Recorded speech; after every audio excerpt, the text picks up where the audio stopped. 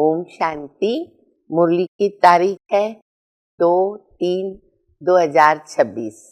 बाप दादा मुरली का सार बता रहे हैं। मीठे बच्चे, याद में रहकर दूसरों को याद का अभ्यास कराओ।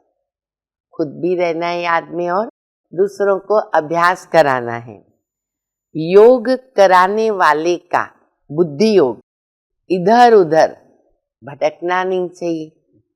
प्रश्न है, किन बच्चों के ऊपर बहुत बड़ी रिस्पॉन्सिबिलिटी है और उन्हें कौन सा ध्यान जरूर देना चाहिए? उत्तर है, जो बच्चे निमित्त टीचर बनकर दूसरों को योग कराते हैं उन पर बहुत बड़ी रिस्पॉन्सिबिलिटी है। ये जो संदली है बाबा की, इस पर अगर हम बैठते हैं ना, इसको कहते हैं ताऊसी तख्त, तो बहुत बड़ी जवाबदारी हो जाती है।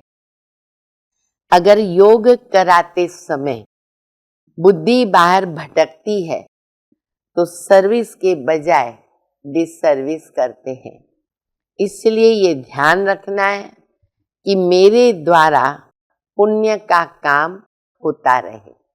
मुरली में गीत बजा है ओम नमो शिवाय और आगे आता है पितु मात सहायक स्वामी सखा तुम ही सबके रखवाले हो। पूरे गीत में बाबा की महिमा है। तो आज बाबा मुरली में हमें योग और सेवा इस विषय पर विशेष तौर पर बता रहे हैं। बाबा कहते जो टीचर संदली पर योग कराने के लिए बैठते हैं ना, उनकी बहुत बड़ी जवाबदारी है। ऐसे नहीं कि बैठ गए और फिर अपनी रीति से कोई भी विचार आ गया, कुछ सोचते रहे और नहीं। उन्हें योग युक्त स्थिति में बैठना बहुत जरूरी है। उनको बाबा की याद का बहुत अटेंशन रखना है, जो औरों को कशिश हो। इसीलिए बिठाया जाता कि सामने बैठने वाले को भी हम कशिश करें। उनको भी अगर इधर उधर के विचार आते हैं तो उनको भी जैसे ही हमारी दृष्टि पड़ती है तो बाबा की याद आवे। अगर टीचर ठीक तरह से याद में नहीं बैठेगी तो दूसरों को कैसे बिठाएंगे? पूरे वातावरण में उसका प्रभाव रहता है।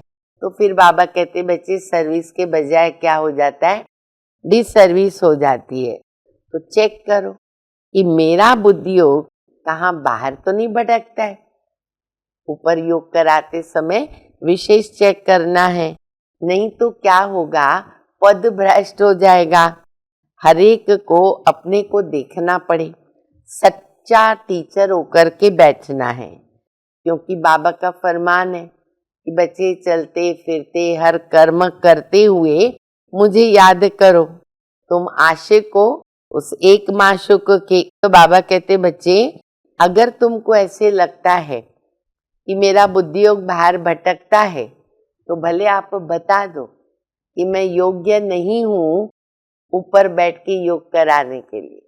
ऊपर बैठे और बुद्धि इधर उधर गई तो बोझ चढ़ जाता है। तो ये भी बाबा एक कर्मों की गति बता रहे हैं। फिर बाबा कहते जैसे स्टूडेंट्स होते हैं ना, तो वो समझते हैं मैं पास होगा नहीं होगा, कितनी परसेंटेज में पास हो सकता हूँ।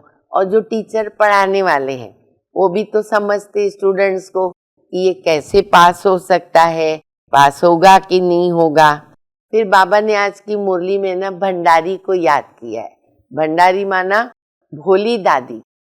पांडव भवन में भोली दादी थे, बहुत प्यार से सबको खिलाते थे और जो भी उनसे आप सुविधा मांगने जाओ वो कैसे भी करके वो सुविधा दे देते थे ताकि सब संतुष्ट होकर के जाए। तो बाबा उनको बहुत प्यार करते हैं, महिमा कर रहे हैं कि देखो कितना प्यार से सबको खिलाती है, सब खुश हो जाते हैं। फिर बाबा सेवा के विषय में जो बता रहे हैं, तो बाबा कहते बच्चों को ना सर्विस करनी चाहिए नॉन स्टॉप, रात दिन बुद्धि में ख्यालात कौन से होने चाहिए, सेवा के। क्योंकि राजाई का मेडल लेते हो बाबा से 21 जन्मों के लिए, तो दिन रात यही चिंतन चलता रहे। फिर बाबा चित्रों को याद कर रहे कि त्रिमूर्ति गोला तो है ही, लेकिन आज बाबा विशेष सीढ़ी को भी याद करें। ये जो सीढ़ी का चित्र है ना बच्चे, वो बड़ा फर्स्ट क्लास चित्र है, और जिसने बनाया चित्र उनको भी बाबा शुक्रिया अदा करें, उनको भी बाबा थैंक्स दे रहे हैं। फिर बाबा कहते बच्चे चित्र लेके मंदिर में जाओ, और मंदिरों में मेरे भगत मिलेंगे, उनको ये चित्र रख करके उनके ऊपर समझाओ, रहम दिल बनो। रहम दिल होंगे तब तो किसकी सेवा कर सकेंगे।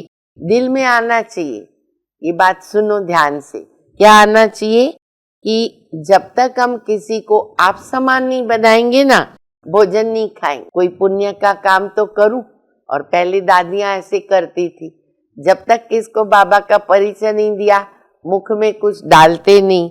तो बाबा कहते हैं किसका जीवन सफल बनाऊं फिर रोटी मुख में डालूं। ऐसा बच्चों के अंदर होना चाहिए, शौक उसका, उल्लास होना चाहिए, सेवा का शौक होना चाहिए।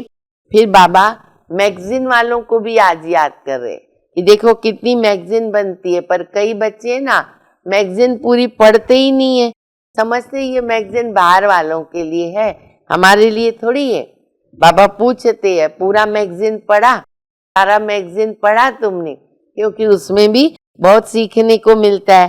तो मैगजीन लिखने वाले जो लेख हैं और बनाते ना, उनको भी बाबा कहते पढ़ने के बाद ऑफरिंग देनी चाहिए, और मैगजीन पढ़ करके रिफ्रेश हो सकते हैं। तो सर्विस करने वाले जो बच्चे हैं उनका फिर दूसरों को रिवॉर्ड भी होना चाहिए। अभी हम सुनेंगे धारणा के लिए मुख्य सार। राजाई का मेडल लेने के लिए सबकी दिल को खुश करना है, सबको खुश करना है, संतुष्ट करना है, बहुत बहुत रहम दिल बनना है, अपना और सर्व का कल्याण करना है, हड्डी सेवा करनी है। दूसरा, देहाभिमान में आकर डिसर्विस नहीं करनी है, सदा पुण्य का काम करना है, आप समान ब्राह्मण बनाने की सेवा करनी है, सर्विस से बुल का रिकॉर्ड रखना है। वरदान है वेस्ट के वेट को समाप्त करने वाले सदा शक्तिशाली भव। आत्मा पर है ना वेस्ट का वेट है, वजन है ना वेस्ट का, वेस्ट संकल्प, वेस्ट वाणी, वेस्ट कर्म, इनसे आत्मा भारी हो जाती है। अब इस वेट को खत्म करो। इस वेट को समाप्त करने के लिए क्या करना है? सदा सेवा में बिजी रहो, मनन चिंतन को बढ़ाओ। मनन शक्ति से आत्मा शक्तिशाली बनती है, जैसे भोजन हजम करने से खून बनता है, फिर वह शक्ति का काम करता है, खून बन गया तो। ऐसे मनन करने से आत्मा में शक्ति बढ़ जाती है। स्लोगन है, जो अपने स्वभाव को सरल बना देते हैं ना, उनका समय व्यर्थ नहीं जाता। अव्यक्त इशारा, निश्चय के फाउंडेशन को मजबूत कर सदा निर्भय और निश्चिंत रहो। जो निश्चय बुद्धि होगा वो निश्चिंत होगा, निश्चय बुद्धि होगा तो निश्चिंत, उसे किसी भी प्रकार का चिंता नहीं होगी, क्या हुआ क्यों हुआ, ऐसे नहीं होता है, ये व्यर्थ चिंतन, ये नहीं आना चाहिए मन में। निश्चय बुद्धि निश्चिंत, वह कभी व्यर्थ चिंतन नहीं करेगा, वो कभी भी व्यर्थ चिंतन नहीं करेगा। सदा स्वचिंतन में रहने वाला, स्वस्थिति से परिस्थिति पर विजय प्राप्त करने वाला।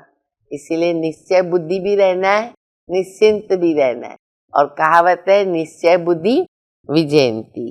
अच्छा, मीठे मीठे सिकिल दे बच्चों प्रति माता पिता बाप दादा का याद प्यार।